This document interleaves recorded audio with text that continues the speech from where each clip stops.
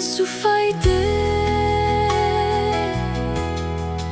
aneng athol thrin lei re oma kavaning khopui khi ka ngai zual thrin thi na fa te an chol hlen na eng thol na ram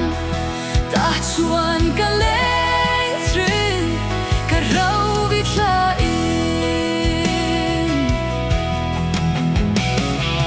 lung du hlen rual thren nu te kha an zinga hian oi mo chun ni tinin beram no tha nu a eng renge kavaning khopui khi ka ngai zual thrin thi na fa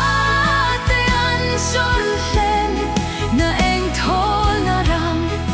ta chuan ka leng thrin ka rau vi thla in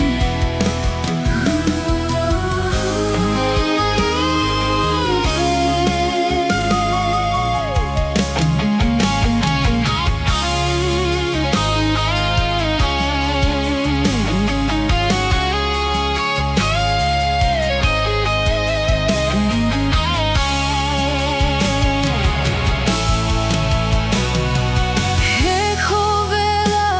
kan thren nu kha asak ming moi po kha adang zota asak ming an van mi an lo ti